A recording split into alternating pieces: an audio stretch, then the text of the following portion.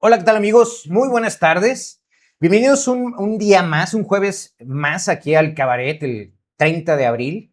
Estamos grabando este programa y hoy es un día muy especial porque tenemos un invitado de lujo, Víctor Montenegro. Él es periodista y se desempeña como editorialista y articulista del Siglo de Durango. Su columna se llama Contrapesos y además encabeza un medio de difusión por redes sociales que se llama Info Infusión. De tal suerte que agradezco su sintonía y hoy vamos a tratar varios temas con Víctor. En la coyuntura nacional vamos a hablar que a partir de lo que se ha suscitado por el caso Maru Campos en Chihuahua, la intervención de la CIA y luego la respuesta de Estados Unidos con el caso Rocha Moya y todo lo que se ha generado en al menos una semana y media, las repercusiones que hay en Durango, y de eso quiero hablar con Víctor. El primer tema que voy a tratar con él es el ramalazo de Jorge Salum para Esteban Villegas y Toño Ochoa a través del Twitter, en donde lo titula "Cuando veas las barbas de tu vecino cortar", y vamos a ver la rendición de cuentas para la seguridad en nuestros pueblos de Durango y sus municipios. Y luego vamos a analizar una columna que me parece muy importante del químico Rangel, Desde las burbujas del poder, de Luis Alfredo Rangel Pescador, Durango bajo la sombra de Sinaloa. Interesantísimo también el punto de vista del químico Rangel. Esas dos notas las quiero comentar con Víctor Montenegro. Y luego cerraremos la mesa platicando sobre el Patrón Dominus, esta empresa que se ha adjudicado los uniformes escolares en Durango, pero que además también le vende las despensas al DIF y además le vende también los uniformes de las carreras que organiza el DIF. Y entonces es una empresa que no sabemos de bien a bien cuál es su objeto social, que es el de despensas, pero que se dedica a hacer uniformes. Vaya usted a saber qué corrupción hay tan grande. Cuando más se necesita la proveeduría local, de eso vamos a analizar la columna de Víctor Montenegro que se llama El Patrón Dominus y las licitaciones express. Y la siguiente columna que vamos a analizar del propio Víctor Montenegro se llama Toño Ochoa, gobernante ausente. Esto es el Cabaret especial del día de hoy. Quédese conmigo. Yo soy Leonardo Álvarez y esto es el Cabaret itinerante. Víctor, ¿qué tal, un Leo? placer tenerte hombre, aquí en el al estudio del Cabaret. contrario, un placer y un gusto, ya sabes, Claro. poder compartir contigo la opinión en esta mesa y en este programa que también ya se ha venido consolidando ya bastantes años, ¿no? Ahí va, ya como Cabaret nace en 2016. Fíjate, nada más. Justo hoy, 30 de abril, un día del niño del 2016, se fraguó la idea y para un 10 de mayo surgió el nombre. Del Prácticamente 2016. estamos de aniversario. Estamos de aniversario, prácticamente, solo en redes sociales, y luego hicimos una temporada del 2017 al 2024, diciembre 2024, en Canal 12, y hoy ya solo son plataformas en redes sociales. Entonces, pero Aquí sigue, permanente. aquí seguimos, y creo que con mucha aceptación, gracias al público, Víctor, que eventualmente ha seguido propuestas alternativas, Claro. ¿no? Y eso hay que agradecerlo. Por eso es que te invito también, porque es parte del debate público que estamos dando, ¿no? Claro. Sí, bueno, definitivamente ya estos espacios digitales, las redes sociales y tanto acceso que tenemos los comunicadores, los periodistas, los reporteros y todos los que nos dedicamos al tema de la comunicación a través de estas herramientas, bueno, pues se facilita mucho y créeme que hay bastante diferencia ya en cuanto a lo que se dice, en lo que se difunde en los medios convencionales. Credibilidad. Credibilidad, sobre todo, exactamente. Tanto la opinión pública como las manifestaciones en las redes sociales, yo siento que han rebasado totalmente la narrativa de los medios de comunicación, de prácticamente todos los que tienen cierto tipo de acuerdos con las instancias, con las instituciones, con los gobiernos. Por no decirlo así. Y oficialistas. De oficialistas. Oficiosos y oficialistas. Aquí en el Cabaret, y la gente, mi público, sabe que son, nosotros aquí les denominamos las focas aplaudidoras del sistema. Claro. Básicamente somos un oasis en esta época que ha sido oscura. Sí. Porque pues hay control, o intenta que haya un control de medios.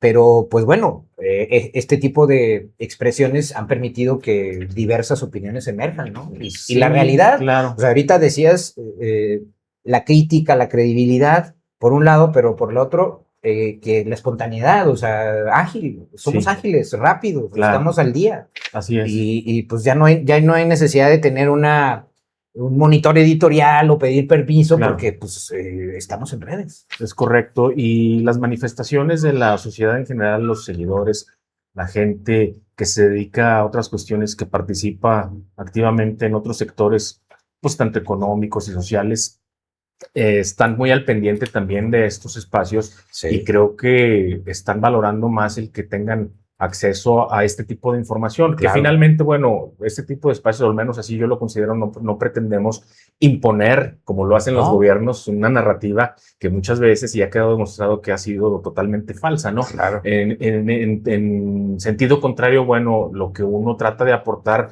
es una visión, una óptica diferente sobre las cosas y que finalmente sea la gente, la misma sociedad, los seguidores, los que se den cuenta y se formen un criterio propio, ¿no? A partir de información alternativa que obviamente siempre, bueno, al menos en el caso de los periodistas, pues tenemos la obligación de presentarla de la manera más veraz posible, ¿no? Corroborando toda esta información. Y con el mayor rigor periodístico. Claro, exactamente. Con el mayor rigor periodístico. Y creo que eso lo está valorando más hoy más que nunca la sociedad. También lo creo así. Y en este contexto, Víctor, a ver, estamos viviendo un momento muy complicado, controvertido, coyuntural, presión de Estados Unidos.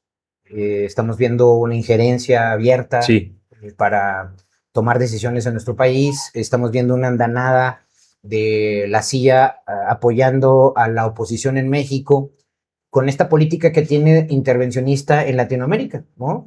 Hablando de Chile, hablando de Argentina, hablando de Honduras, hablando de Perú, Venezuela, ¿no?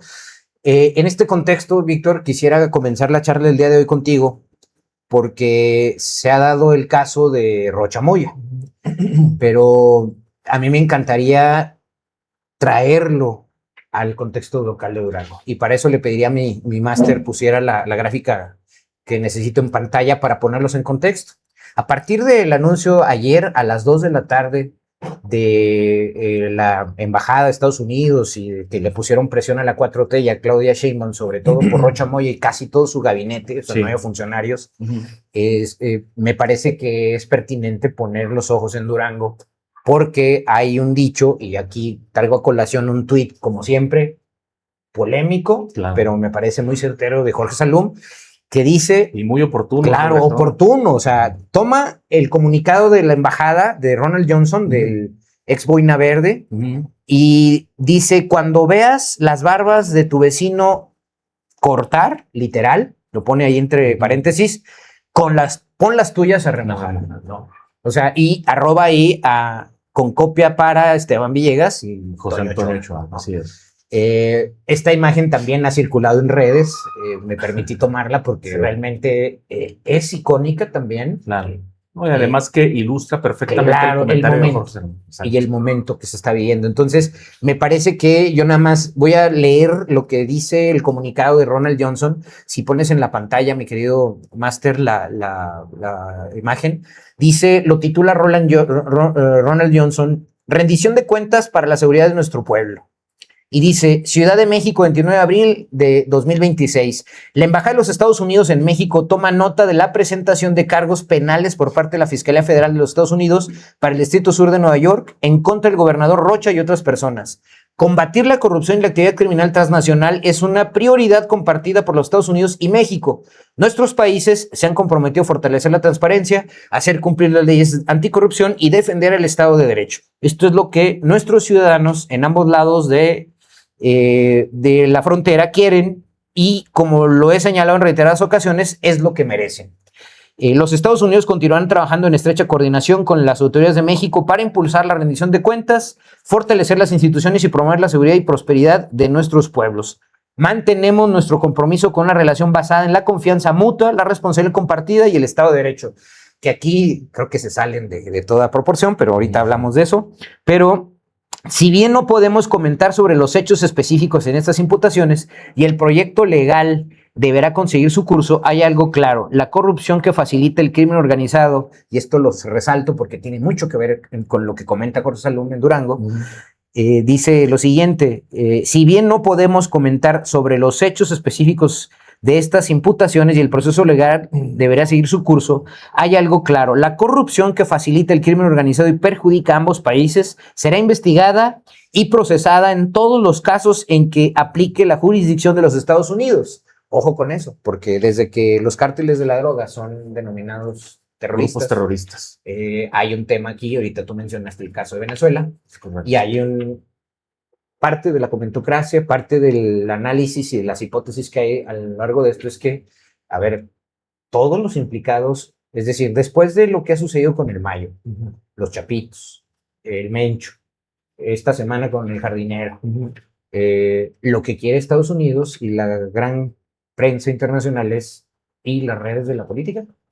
Y ahí es donde entra el contexto de Esteban Villegas. Es correcto. Mira, primeramente precisar que una maniobra de este calado por parte del gobierno de los Estados Unidos no es algo que se haya cocinado al vapor, no es algo que se haya hecho de la noche a la mañana o de una semana atrás. Claro. O sea, es la recolección de información y el intercambio de inteligencia también con todas las herramientas que tiene el Estado norteamericano y toda esa influencia, toda esa estructura de inteligencia que manejan, y difícilmente podría ser válido inclusive el discurso de la presidenta Claudia Sheinbaum de esta mañana o al día siguiente de que se dio esta situación de Estados Unidos. Claro que Rocha Moya es indefendible. Así es. Entonces, la realidad es que es información muy precisa y Estados Unidos, en una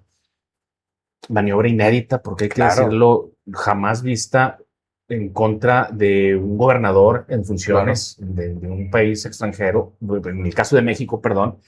Y la verdad es que trae, obviamente, que también sus implicaciones políticas, injerencistas, exactamente, electorales, y tiene que también, por supuesto que también, y tiene que ver también a partir de lo que ocurrió en Chihuahua con el tema del asesinato de los dos agentes de la CIA y el asunto de la 4T presionando a la gobernadora Maru panista. Y a los Estados Unidos. Exactamente. O sea, la CIA. Cuando se evidenció. Exactamente. O sea, les dolió. Entonces, tanto, me parece. Es de alguna manera una respuesta. Así que vas a investigar esta situación. Sí. Bueno, pues aquí tenemos nosotros también pendientes. Es una respuesta. Es una respuesta política, definitivamente.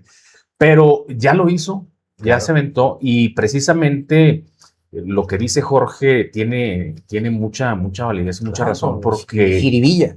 Además de todo esto que se ha dicho, bueno, al igual que con Rocha Moya mucho tiempo antes de que surgiera una acción de esta medida, ya vamos a llamarla pues legal, de alguna manera, ¿no?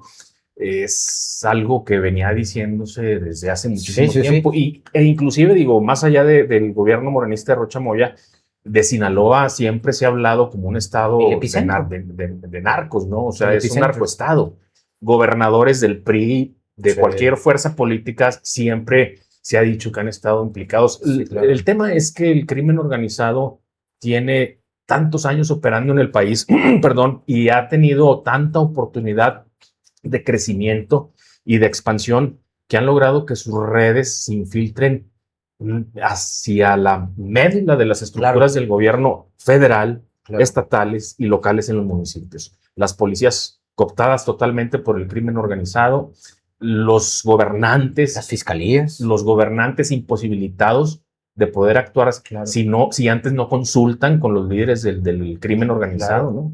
La permisión para que ellos mismos expandan sus negocios y que más allá del tema de las drogas, pues controlen muchas otras cosas, la venta de vinos, la venta de alcohol, la venta de cigarros piratas, muchísimas otras, el cobro de derecho de piso, la extorsión. Incluso llegan a grado de ser los portadores de los permisos. Les han permitido tanta diversificación al crimen organizado que pues los empoderaron y al final del día pues ya se les salió de las manos el control, y es algo que el gobierno de Estados Unidos ha venido tomando nota desde hace muchísimo tiempo, desde hace muchísimos años, incluso más atrás de Donald Trump. Y este asunto del intervencionismo, la presencia de agentes norteamericanos en el país, pues tampoco es algo nuevo. No. Es una situación que viene dándose y que tú recordarás, bueno, desde que se conoce a la zona, a la región específica que comprenden los estados de Chihuahua, Sinaloa y Durango, Chihuahua y Sinaloa, el llamado Triángulo Dorado, pues desde entonces se ha sabido que han estado agentes infiltrados incluso en los mismos cárteles, ¿no? Claro. Como agentes, pues agentes infiltrados precisamente. Claro. Entonces es una injerencia total que siempre ha existido y el asunto actual, pues obviamente que tiene que llamar la atención precisamente por esa cercanía. Digo, ya estamos hablando de Chihuahua con el tema de los agentes de la CIA, ya estamos hablando de Sinaloa con el asunto de Rocha Moya y los otros 9 funcionarios, entre ellos un senador y un alcalde. En este sentido, bueno, pues está Durango también cerca y forma parte de ese Triángulo Dorado. Claro. Y el gobierno de los Estados Unidos sabe, también tiene conocimiento de los grupos delincuenciales que operan aquí en la región. Por supuesto. Y toda la influencia que han estado alcanzando, incluso para tratar de acaparar más territorios en aquellos estados, en Chihuahua y en Sinaloa. Tocas un punto nodal, que esto me lleva al siguiente texto que quiero analizar contigo para que me des tu punto de vista, pero quiero poner 3 cosas en la mesa. Primero, evidentemente el contexto electoral. A ver, no podemos retrotraer el asunto de Milei, de Perú, de Venezuela, de Bolivia, ahorita de Honduras. No sé cómo es posible que aún al que hoy va a ser candidato, lo estén apoyando cuando tenía cargos sobre el narcotráfico en Estados Unidos. Y esta ola de reconciliación con intereses norteamericanos. Primero, el tema electoral. Segundo, pues que, como tú bien dices, ya era una amenaza que estaba ahí latente, que no era de hoy, ni de hace un año, ni es... Desde que recuerdo que se dio el viraje en el gobierno con López Obrador en 2018, cuando el escándalo aquel que se da por el saludo a la mamá del Chapo. Ahí comienza la presión y las idas recurrentes de López Obrador a Badiraguato. Entonces comienzan los Estados Unidos ahí. Creo que lo más álgido fue lo de Ovidio Guzmán en el 2019, el Culiacanazo, y posteriormente la extracción ilegal con apoyo de Estados Unidos del Mayo. Del Mayo Zambada. Ahí es donde entro con lo siguiente que quiero poner sobre la mesa para ir al analizar el texto siguiente. O sea, a ver, todo el mundo sabemos que la tierra del Mayo es esta zona, incluido Durango. Así es. Y que no se pudiera entender su influencia, su permeabilidad, incluso de los que todavía quedan y la guerra que se está librando entre chapitos y mayos, no se pudiera entender si no hubiera la protección en las zonas de Durango, que como tú bien dices, lo saben los Estados Unidos. Correcto. Y en este contexto le pido a mi equipo que ponga la siguiente gráfica porque me parece muy pertinente, así como Jorge Salom habla y lanza una jiribilla muy buena sobre cuando veas las barbas de tu vecino cortar, pon las tuyas a remojar, así titula Desde las burbujas del poder, el químico Rangel, Durango bajo la sombra de Sinaloa. Ese es el contexto. Les leo rápidamente el texto. Dice, la acusación del gobierno de Estados Unidos contra Rubén Rocha Moya no es un episodio más en la larga historia del combate al narcotráfico, como tú bien lo consignas. Sí. Es otra cosa, un mensaje directo, incómodo y profundamente político. Washington ya no distingue entre criminales y poder civil cuando presume que ambos están entrelazados, y eso para estados como Durango no es un asunto ajeno. Es correcto. Acuérdate que también, después de lo del Mencho, o sea, México con Claudia Sheinbaum ha dado un viraje de 180 grados con respecto al López Obrador. Sí. Ha mandado más de 80, 60 capos sin extradición incluso. La política de los abrazos, no balazos quedó atrás. Detuvo al Mencho. Está librando batallas, está dándole objetivos que quiere Estados Unidos, pero para él no es suficiente porque quiere las redes de complicidad política. ¿No? Y en Durango se te olvida el reciente operativo donde detuvieron a 10 personas ligadas a este delincuente conocido como el Guano, el hermano del Chapo Guzmán. Chapo Guzmán, que estos días en Tamazula acaba de suceder otra vez en la zona del Triángulo Dorado. Entonces, y en un operativo, perdón, hay que decirlo también, indistintamente de esa correlación que ha habido de fuerzas en cuanto a la operatividad de las fuerzas federales con las locales, con las estatales, otra vez con la ausencia de la autoridad estatal. Claro, el Limones. El Limones en Alagón, en la CATEM. A las sordas, sin previo aviso. La petición que se le hizo por más de un año al gobernador y ausente. Entonces, esto no se entendería si no hubiera esta complicidad y esta connivencia o ya digamos hasta poder sobre los gobernantes. Y que incluso tuvieron que echar mano del gobierno de Coahuila para poder solicitar una orden de aprehensión. Acuérdate que no tocaron base aquí. Exactamente, pues porque no tenían confianza. La desconfianza contra la fiscalía y nuestras autoridades es fuerte. Prosigo con lo que dice el químico Rangel, que no tiene desperdicio. Porque lo ocurrido en Sinaloa no se queda en Sinaloa. La señal es clara. Cuando Estados Unidos cree tener elementos, no espera tiempos ni formas mexicanas. Actúa. Y al actuar, redefine el tablero. Gobernadores, alcaldes, y ahí por eso Jorge Salom es pertinente lo que pone con Esteban y con Toño, legisladores, todos entran en una nueva zona de riesgo donde la sospecha puede cruzar fronteras más rápido que cualquier investigación nacional. Subrayo lo siguiente, Durango aparece inevitablemente en ese radar. Correcto. No por una acusación formal, que no existe, pero todavía, sino por algo más útil y más peligroso, el señalamiento persistente, ¿no? Los nombres. En los programas nacionales, las mesas políticas de discusión, yo he escuchado a Anabel Hernández, que le recomiendo mucho a la gente, la mesa de los viernes con Anabel, con Maridalia Gómez, con Montenegro se llama, un periodista ahí de Culiacán. Todos los viernes escúchenlos. Es recurrente los nombres que aquí, como jefes de plaza, controlan la zona de Durango. Dice, el señalamiento persistente, los nombres, las versiones, los vínculos que se comentan en voz baja o circulan en redes, nada probado, pero tampoco del todo disipado. Continúa el químico Rangel, la siguiente gráfica, que ahí además ahí aprovecho con un gran cartón de Canomá, si me ayudas por ahí, Máster.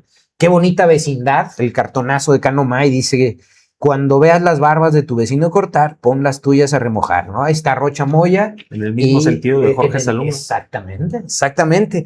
En este contexto, Durango enfrenta 3 riesgos simultáneos, pone sobre la mesa el químico Rangel, que subrayo y suscribo. Dice, el primero es reputacional.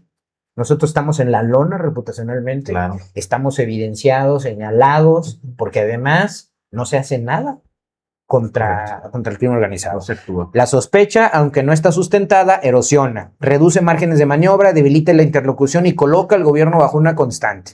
El segundo es político. La oposición encuentra terreno fértil para presionar, exigir explicaciones y construir narrativa. No necesita pruebas contundentes, le basta el precedente. Aunque aquí en Durango se queda corto eso. Sí, porque aquí creo que todos tienen cola que los pisen en ese sentido. Correcto. Y el tercer riesgo, el más delicado para el químico, es internacional. Si alguna agencia estadounidense decide mirar con mayor detenimiento hacia Durango, el proceso ya no dependerá del ritmo de la voluntad de las instituciones mexicanas, que es lo que estamos ahorita viendo. Dices muy bien, a ver, le explotó sobre la mesa lo de Maru Campos en Chihuahua, a Maru Campos, ahorita hablamos de eso. Evidenciaron, fue un gran gazapo y un gran error de la CIA. Se evidenció la oposición, los discursos hipócritas del PAN, incluso del PRI, de Alito, de todos ellos, pero aquí vemos qué casualidad que Estados Unidos protege eso, responde y él pone sobre la mesa ya sobre Sinaloa esto, ¿no? Y sobre Sinaloa pesa el gobierno de Morena, de Rocha Moya. Cierro con esto. Este es el nuevo paradigma, según el químico Rangel. Y dice, frente a ello, el silencio ya no es estrategia, es vulnerabilidad. Y ojo con eso para Esteban Villegas y todos los que nos gobiernan aquí. Gobernar en este contexto exige algo más que administración. Exige claridad, deslinde y control político del entorno. Que aquí, como tú bien dices, como parafraseando a Vargas Llosa, ¿en qué momento se jodió Durango? Pues no lo sabemos bien, tiene muchos años, pero aquí, cuando la duda se instala, alguien más termina contando la historia y ahora esa historia ya no se escribe solo en México ni en Durango, ¿no? Es correcto. ¿Cómo ves? Es correcto. Muy atinados los comentarios directos del químico Rangel. Yo creo que muchos empresarios de Durango, mucha gente de la sociedad civil, gente que ha sido agraviada, extorsionada, que se queda callada por miedo, por muchas cosas. Digo, el alacrán en nombre de Dios, que también tiene mucho que ver con este control de autoridades. Sí. O sea, creo que celebran y abrazan y signan estas expresiones del químico de Jorge Salom. Que si te das cuenta cada vez son más, digo,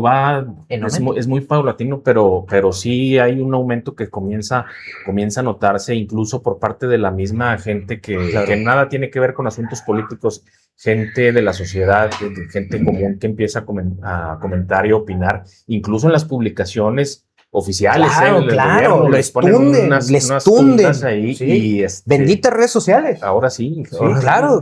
Entonces, definitivamente que Durango tiene que, específicamente los gobernantes, tienen que ponerse muy, muy atentos a esta situación, porque si Estados Unidos ya está tomando estas medidas, obviamente que también cuentan con información aquí en el estado. Mira, simplemente... No hay visa para Esteban. Exactamente, o sea, y a eso iba, porque precisamente tú recordarás, bueno, el asunto de Rocha Moya pues viene manejándose pues de alguna forma como información extraoficial, claro, como rumores sobre la mesa, vamos, claro, con verdades a medias, pero que al final de cuentas, bueno, una acción como esta, como la de los Estados Unidos, viene a corroborar todo eso. Prácticamente está validando toda esta información, y solamente le restará que se proceda bajo los mecanismos legales e nacionales, en este caso de Estados Unidos y de México, pero también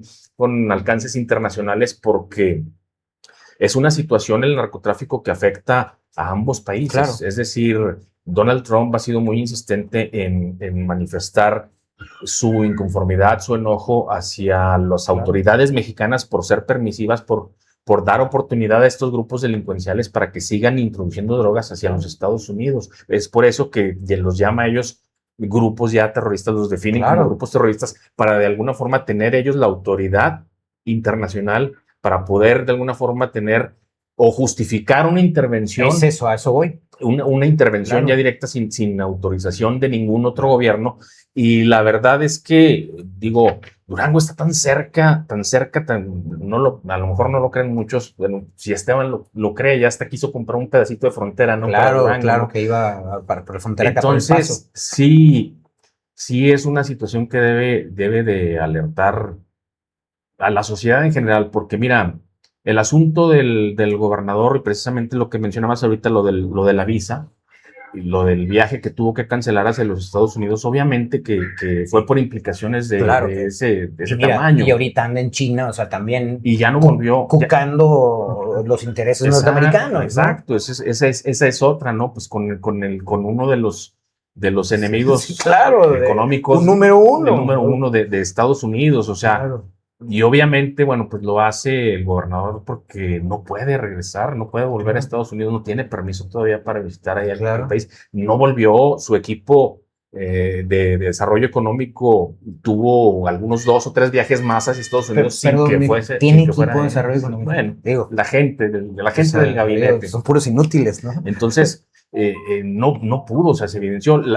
Tardó muchísimo en responder este asunto de lo de la visa del Do Not Board, que no le permitieron abordar un avión que contrataron a una empresa norteamericana. Por ahí nos pasaron el chisme que lo vieron en diciembre, el día 22 de diciembre, con papelería en mano en el consulado o la embajada de Monterrey. Sí, pues tratando de arreglarlo. Exactamente. Y palo, para atrás, al palco. Le ha sido difícil. Yo creo que va a terminar también este año 2026 y no va a poder resolver esta situación. Y va a ser muy evidente, porque ha estado gritando a los 4 vientos que va a haber inversiones en Durango de Estados Unidos, de China y de Europa, naciones europeas también. Sí, y es totalmente falso. La realidad le destroza cualquier anuncio que ha hecho. O sea, ahora, de este viaje que hizo a China, no sé si ya regresó. No, hasta el día de hoy, 30 de abril.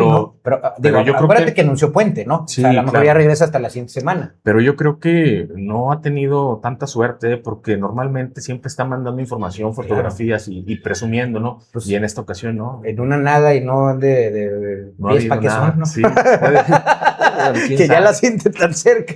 Pero bueno, concluyendo con este tema, a ver, como tú lo dices, yo celebro que más gente se esté sumando a señalar, a levantar la voz, porque sumémonos a la no respuesta sobre lo que se publicó a nivel nacional por la Vilchis, ¿te acuerdas?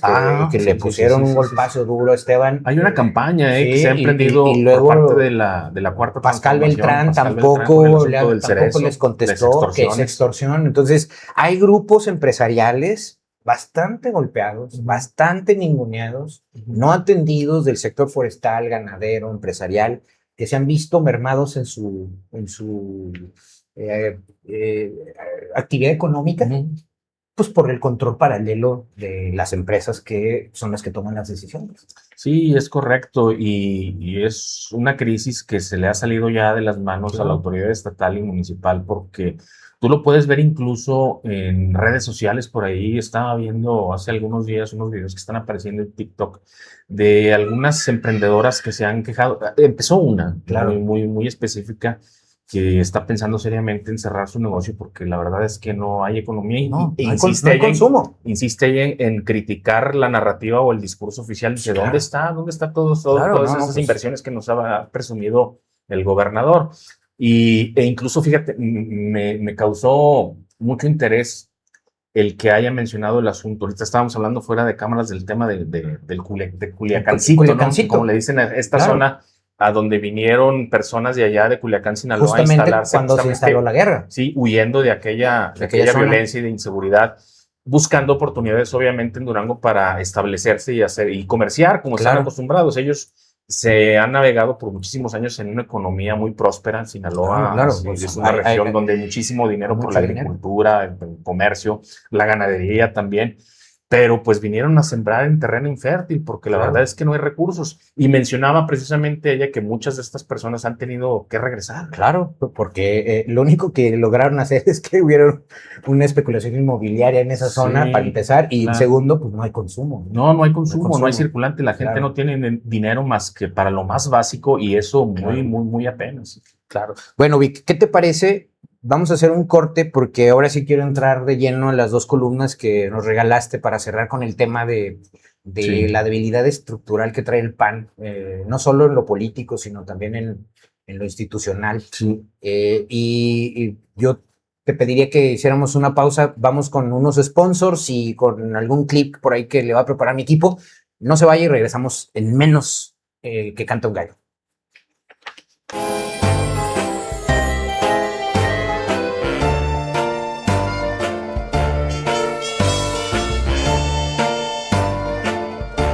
El reparto del botín en Durango. ¿Gobierno de coalición o reparto de botín? Los números en Durango revelan un pacto que nos sale muy caro a todos. Dato irrefutable. La sindicatura municipal en manos del PRI disparó su gasto un 184%. Pasó de 9.26 millones de pesos de la nada. ¿Por qué? Pues porque el presupuesto se usa para equilibrar favores políticos, no para servirte a ti.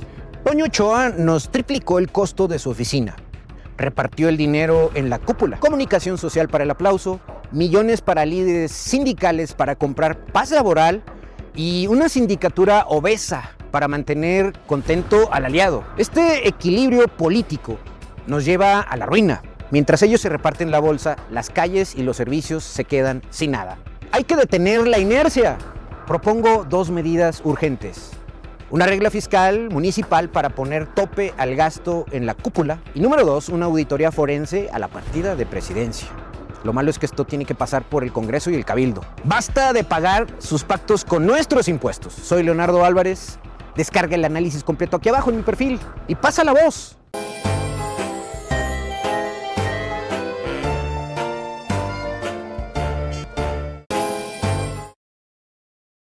Amigos, gracias por continuar el cabaret. Y este programa ha sido grabado, como usted sabe, ya es una costumbre aquí con nosotros, pero coméntenos ahí en la caja de comentarios, denle like, difúndanos y estamos a la orden, critíquenos, reviéntenos, pero el hecho es que haya debate, pero interesante. Y mire, sigo aquí con mi amigo Víctor Montenegro y Víctor, quería yo analizar, Víctor escribe en El Siglo de Durango y tienes tu espacio en Fusión. Sí. Y voy a partir de un artículo que hiciste muy interesante, aprovechando la coyuntura local sobre la crítica que hubo a partir, esto revienta por lo de los uniformes. El programa de uniformes escolares gratuitos. Que se fue otra vez a la Ciudad de México, ¿no? Una empresa foránea que se llama Dominus México. Dominus México. Y tú nos acabas de regalar un artículo bastante interesante. Le pido a mi equipo que lo ponga en pantalla. El patrón Dominus y las licitaciones express. Tú nos dices, y lo leo textual porque tampoco tiene desperdicio, dice, en la gestión pública los detalles importan, porque en ellos se esconden las prácticas que terminan por definir la credibilidad de los gobernantes. en el gobierno del estado de Durango, los contratos vinculados a Domino's México siguen ventilándose bajo sospecha y por la nula transparencia de los procesos en la administración estatal. Domino's México es una empresa foránea dedicada, escúchelo usted bien, por paradójico que se oiga, a la elaboración de despensas sin relación alguna con el giro textil, para empezar, pero hoy hablamos de una adjudicación disfrazada de licitación para la adquisición de kits deportivos de una carrera infantil organizada por el DIF estatal, y si me lo permites, porque ahí está en la imagen, para la María Rosa, el DIF y varias carreras que también tienen el sello del DIF. Es correcto, y es muy, muy particular el caso porque esta situación no se ventiló a partir de una investigación periodística, sino a partir de la misma inconformidad de los empresarios del ramo textil, del giro textil aquí en Durango, locales que son... Tienen años esperando una oportunidad. Exactamente, y que fue una de las promesas de campaña del entonces candidato Esteban Villegas a la gubernatura, de hacer todo lo posible, todo lo que fuera necesario para que la licitación, para que la manufactura de los uniformes escolares que se reparten de manera gratuita se elaboraran en su totalidad aquí en el estado de Durango por empresarios locales de la capital y a lo mejor en distribución con otros municipios que tengan alcances o talleres en que puedan los hay, colaborar. Víctor, en La Laguna hay fábricas muy la importantes. Laguna es el bastión de la fábrica de talleres textiles. Es correcto. O sea, entonces, surge a partir de ellos. ¿Por qué? Porque se da esta licitación que fue publicada con muy pocos días. Tramposamente, exactamente, y con nuevos candados que limitaron la participación de los empresarios locales, es decir, con solicitud incluso de documentos que antes no se pedían y que de alguna forma se los pidieron de último momento y que no pudieron cumplir con ese requisito, obviamente con toda la intención de presionarlos y de irlos orillando para sacudirlos, para sacudirlos, declinar. Exactamente, y que finalmente quedara esta empresa en solitario para podérsela adjudicar directamente. Qué grave. Y algo grave porque en otros gobiernos, cuando ha ocurrido una situación así, en la que participan varias empresas y que no alcanzan, lo vimos, por ejemplo, con el asunto de la licitación para la presa del Tunal 2, por ejemplo. Hubo 3 intentos. 3 intentos y que fue declarada desierta la licitación y que finalmente, bueno, se quedó con una empresa que afina al gobierno de la 4T. Pero en este caso, pues debió hacerse lo mismo, debió renovarse la licitación, relanzarse. Pelear que un consorcio o una integradora de empresas locales, pelear el contrato. Es correcto. Entonces, peor aún fue el descontento de los empresarios de los textiles, exactamente. Para las carreras. Sí. Imagínate el dinero y el negociazo que hay de por medio para que se haga eso. Mira, el contrato para la elaboración de este kit, de este juego que se entrega a las personas que se registran para participar en este tipo de eventos, en estas carreras o maratones. En este caso, por ejemplo, fueron de poco más de 2 millones de pesos ya con impuestos. Pero el asunto de los uniformes escolares, estamos hablando de un contrato de más de 100 millones de pesos. Claro. O sea, es un contrato grandísimo y que son recursos que le hacen muchísima falta, no solamente al sector textil local, sino a toda la cadena que depende, a toda la cadena que dependerían de todos estos recursos. Es la cadena de confección textil. Porque además estos empresarios, pues bueno, tienen empleados. Consumen productos, compran sus insumos para poder elaborar estos productos y todo ese dinero pues permea aquí en Durango, se queda.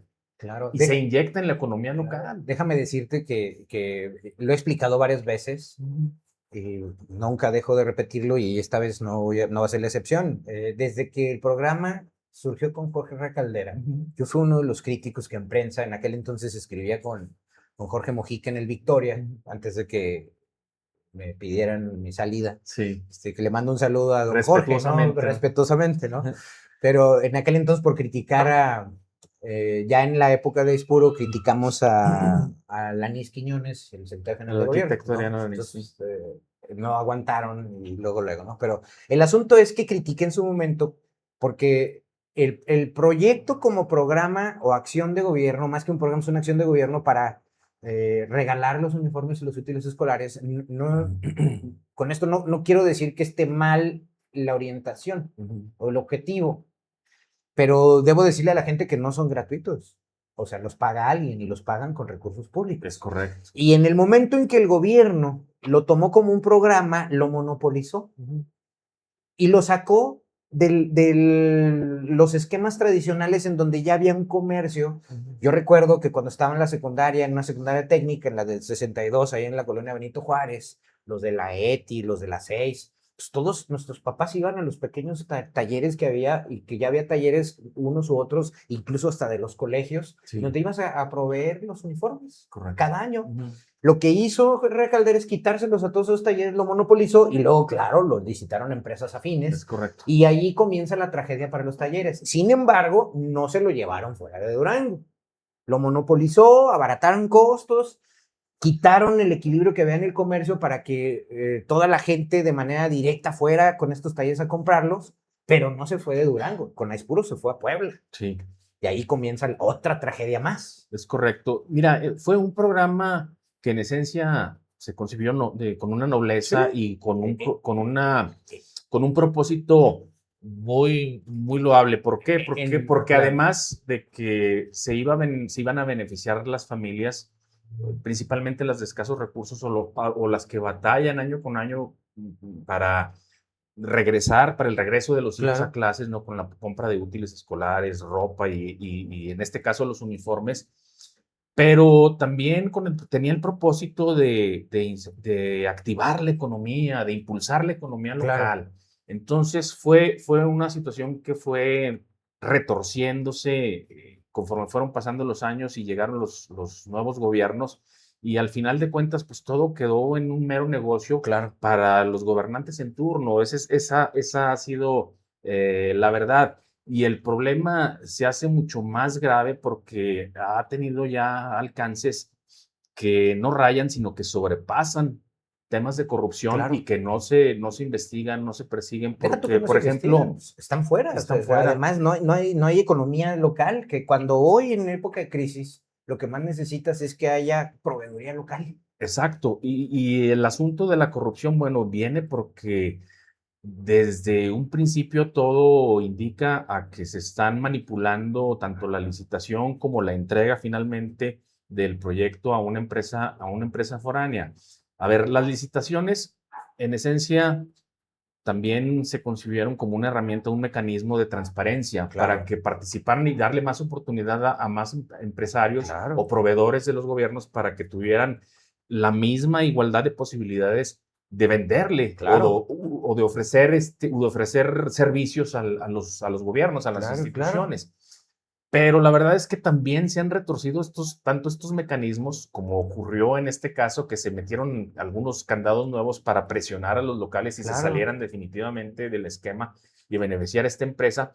Y en otro sentido, porque son empresas que no hay una certeza de que estén realmente constituidas ante las instancias correspondientes. Estoy hablando del SAT o de la Secretaría de Hacienda, porque yo me di a la tarea, por ejemplo, de investigar, ahondar más en esta empresa. En esta empresa, Dominus México. Pues sí, digo que además estás demostrado que su giro principal. Esa es la primera. O sea, cualquiera podría poner un negocio, una empresa para la elaboración de despensas. Tú te juntas con un amigo, Leo, con Víctor, con Daniel X, con quien tú quieras, y vas y en la cochera de tu casa pones unas mesas y te pones a hacer, como si estuvieras haciendo aguinaldos. Y se los vendes a lo mejor a una escuela, no sé, a una institución, y así empiezas.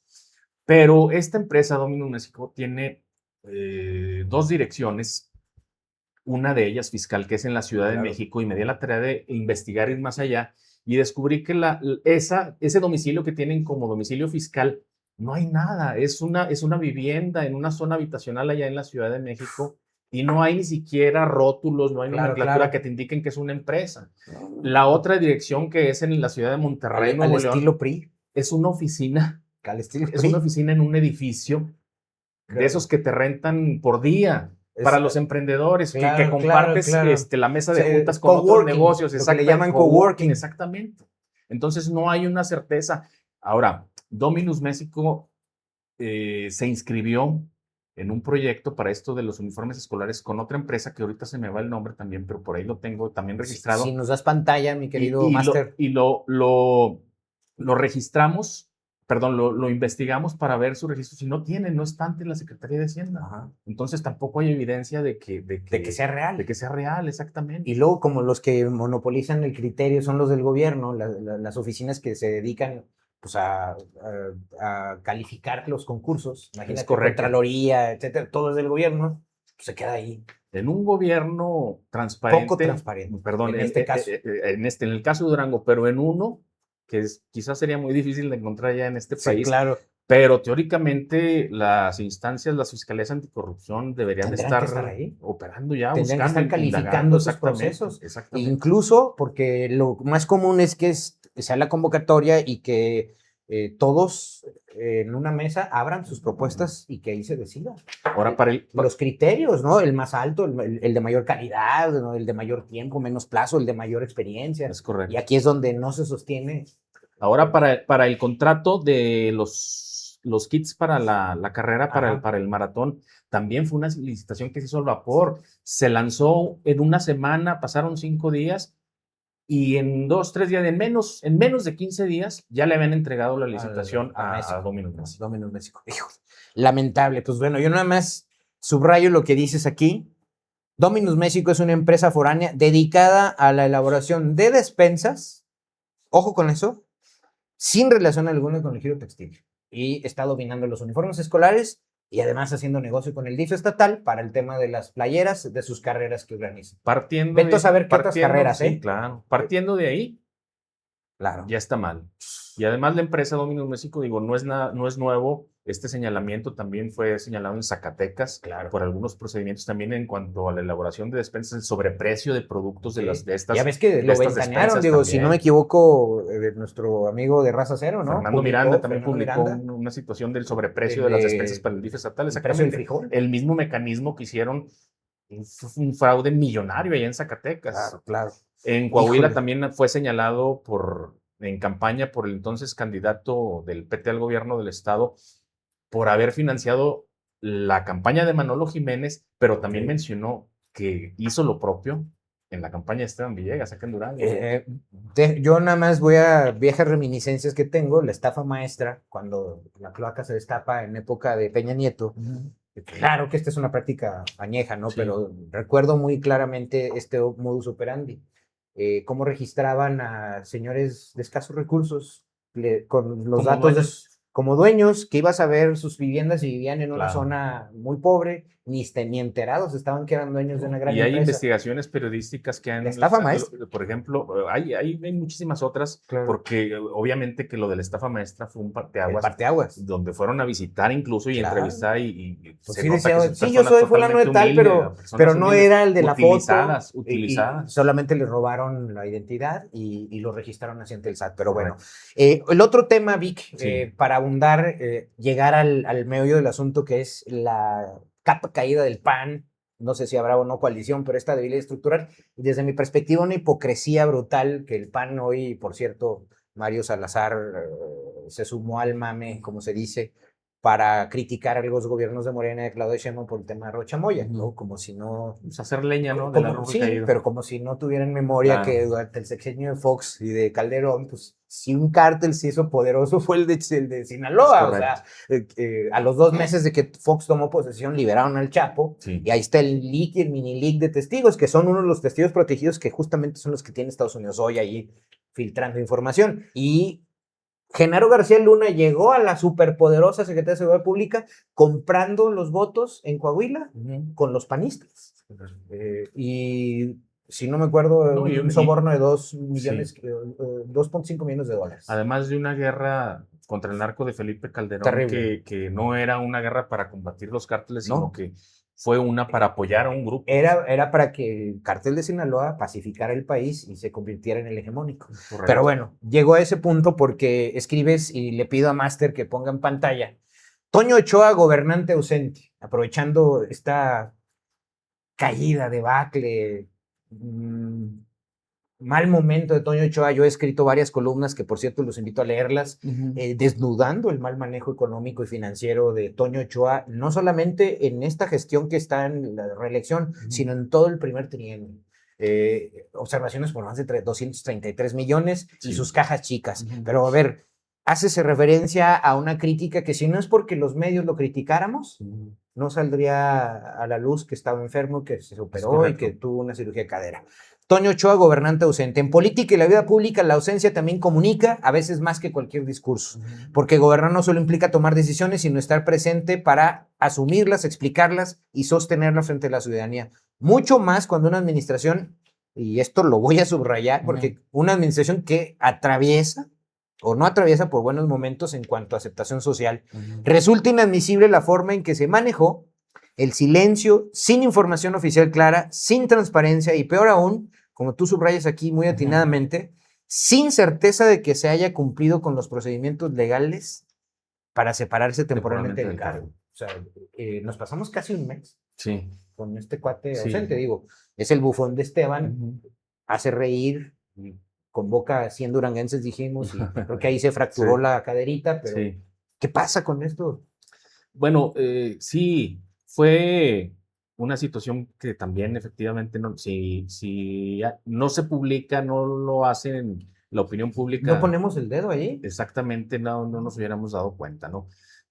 Nadie está criticando aquí el que se haya ido a atender un tema de salud. Claro. Digo, somos seres humanos y todos, nadie de nosotros estamos exentos a que en algún momento pues tengamos la necesidad, ¿no? Claro. Digo, le pasó a Jorge Salud, no sé si te acuerdas también que tuvo que irse a la Ciudad de México grave por un tema, ¿no? Pero el asunto es que no quieran. ¿Qué escándalo hicieron? Sí. O sea, yo pongo, ahorita que traes el tema, hicieron un escándalo que ya no podía, que se declarara incompetente. Y bueno, yo siento que por eso precisamente fue a lo mejor el temor, o quisieron cuidarle esa parte para que no existiera por ahí un desgaste en este sentido. Pero le salió mal, porque al final de cuentas, bueno, no sabemos, no se explica, no se dice si acudió, porque tuvo que haberlo hecho, tuvo que solicitar un permiso ante el Cabildo y tuvieron que aprobarlo los regidores de todos los partidos. Sí, pero ya ves que el Cabildo actúa contra la ciudadanía. Entonces, ¿no? Las maneras, yo creo que es aquí donde se le fue al alcalde Toño Ochoa y a su equipo de asesores, a su equipo político.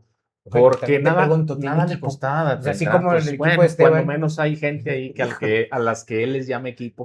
Pero sí, pues es algo que debió haber hecho. Ni digo, nada le costaba. No, claro. Nada le costaba haberlo clarificado desde antes.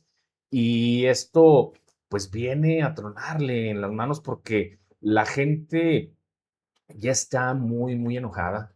Y este tipo de cosas no hace más que echarle más gasolina a este fuego que está encendido por la situación en la que se tiene al municipio. Tú lo has precisado y lo has detallado de manera muy específica a través de tus análisis, a través de tus números que presentas y tus estudios, y efectivamente en el municipio se hace un manejo totalmente... Instituto de Desarrollo Humano, concentrando múltiples funciones, direcciones como la de parques, como la del centro histórico, o bueno... La creación de la gerencia del centro histórico. Claro, cuando de personas con discapacidad, que esta semana... Cuando este instituto que estás mencionando de... ¿Cómo se llama? De Desarrollo Humano, el INDEVAL, por ejemplo, que dirige Rosso. Fue concebido y proyectado supuestamente para tratar de absorber a todas estas, a muchas áreas, como entre ellas lo del tema de cultura y el deporte, el Instituto de la Mujer, supuestamente para ahorrar, ¿no? Para hacer más compacta la administración. Ya les he demostrado que eso no pasó. Exactamente. Entonces, es incongruente al estar creando estos nuevos espacios, porque la gente está dándose cuenta que lo está haciendo nada más para pagar cuotas políticas, es decir, para colocar a personas con las que tiene todavía compromiso y no ha podido cumplirles desde el primer trienio que ya pasó, ¿verdad? Claro. Oye, pero de 14 millones que gastaba la oficina del alcalde, a 90 millones. A 90 millones es una exageración. O sea, no, es algo terrible, ¿no? Sí. Y esto nos lleva a la debilidad de la que tú nos hablas, política, esta ausencia. A nivel nacional vemos un PAN, Jorge Romero, que un día sí y otro también, pues la cajetea, como claro. se llama en el argot. Pero mencionas en otra columna también algo de la pérdida del capital político o bastiones políticos del PAN. Sí. A ver, Maru Campos, Chihuahua es uno de ellos, por ejemplo. Pero León, ¿qué nos dices al respecto? León, Guanajuato es uno de los municipios quizás de los más importantes que gobierna el Partido Acción Nacional. Histórico. Y además con una administración que ha sido buena, hay que decirlo. León, Guanajuato es un municipio muy, muy próspero. Digo, desde hace muchísimo, pero en los últimos años ha tenido un detonante muy, muy, muy impresionante. Hay gran cantidad de actividades que incentivan la economía, festivales culturales, musicales, de talla internacional, inclusive tú vas y cruzas por la zona hotelera, la zona donde está la feria, el centro de convenciones, el estadio donde juega el equipo de León. Justamente ahí mismo está cerca la central camionera. Tú sabes que León es un centro nodal de la región. Exactamente, pero es un centro comercial del calzado y la piel, por ejemplo. También. Y la central camionera está justamente a un lado de la zona comercial. Es decir, quienes se dediquen en otros estados, en otras plazas del país a comerciar con calzado o con pieles, o sea, tienen la facilidad de bajarse de la central. Está muy bien diseñado. Lógicamente está diseñado todo para que funcione. Claro. Entonces, es un bastión político del PAN, y con la renuncia de Alejandra, ¿cómo se apellida? Alejandra, ay, se me va el nombre. Ahorita lo sacamos. Pero es un activo que se les va y que definitivamente viene a mermarle al Partido Acción Nacional y retumba y tiene repercusión a nivel nacional y en los estados específicamente. ¿Por qué? Porque en principio de cuentas el discurso de Jorge Romero, dirigente nacional, de no ir en el rompimiento con el Partido Revolucionario Institucional y de tratar de mostrar una fortaleza en solitario por parte del Partido Acción Nacional. Es una falacia. Es una falacia. Pero es una falacia. Y esto viene a derrumbarse totalmente con esto que está ocurriendo. Como aquí en Durango. O sea, y puede ocurrir. ¿Por qué? Porque este anuncio del rompimiento de las alianzas, no nada más con el PRI, sino que se cierran a cualquier otro tipo de alianza con otra fuerza política, también está proponiendo Jorge Romero la apertura del partido a la ciudadanía, es decir, invitar a gente de la sociedad civil a que tenga aspiraciones a un cargo público, a inscribirse en una especie de sondeo o de careo, como los de Morena, ¿no? Someterse a encuestas, y eso no les gustó a muchos panistas. El panismo es muy cerrado. Exactamente, y yo dudo mucho que a Toño Ochoa le agrade también bastante esa idea. ¿Por qué? Porque él tiene su aspiración puesta en el 2028. Claro. Digo, el saqueo del municipio está más que buena para eso. Así es.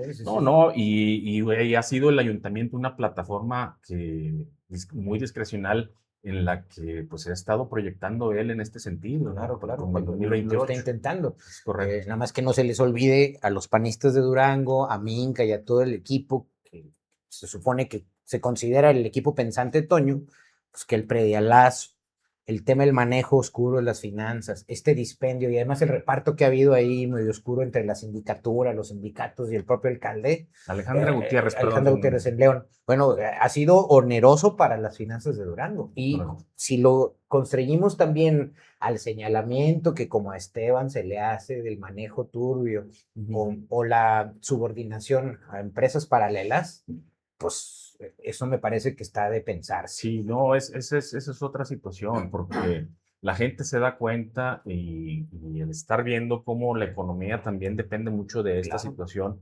Obviamente que el principal responsable y a quien se culpa directamente son las autoridades, en este caso a Toño Ochoa. Permisos de actividades económicas en la vía pública que lesiona a los formales, permisos de actividades o de venta de bebidas, o de permisos en restaurantes que son giros negros, etcétera. Sí. Bueno, no están en manos del ayuntamiento. Es correcto. El escándalo el reciente relevo del energúmeno que estaba el que le gustaba tumbar, ¿cómo se llama? Plumas de fraccionamientos, se llama Pulgarín, no lo relevan. O sea, todo eso le pega al alcalde, le pega al PAN. Es correcto. Es que me parece que no pasa desapercibido para la ciudadanía.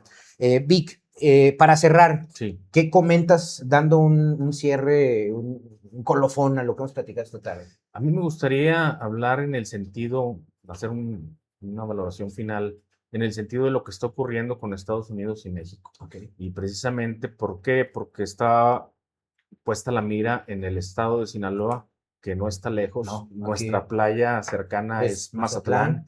¿Cuántas veces los duranguenses? Bueno, al menos en últimas fechas no se ha podido por el tema de inseguridad, claro, que ha limitado mucho el acceso las desapariciones. las desapariciones, exactamente, los retenes, los bloqueos. Exactamente. Concordia, Cozalá. Entonces, toda esa situación que también viene a afectar esta parte de Durango y que conforma el Triángulo Dorado junto con Chihuahua y Sinaloa, claro, pues es una llamada de atención porque obviamente que Donald Trump y su gobierno de los Estados Unidos no solamente estaba apuntando sus miras, está cerrando ni su radar no nada más allá en Sinaloa, ¿no? Es en general, está toda esta estrechando zona. el círculo. Exactamente. Para negociar, está, fíjate, Tratado de Libre Comercio, el tema arancelario, el tema de empresas que tienen intereses muy fuertes en petróleo, en minería, etcétera, pero también el tema del fentanilo, el tema de la relación con China. Es correcto. Entonces, y el gobierno del estado de Durango ha sido insistente en querer atraer inversiones de allá de aquel país. Hijo, entonces, bueno, se puede poner complicado. Esperemos, vamos a estar ojalá que no, ¿verdad? Sí, no deseamos, hay que tocar madera.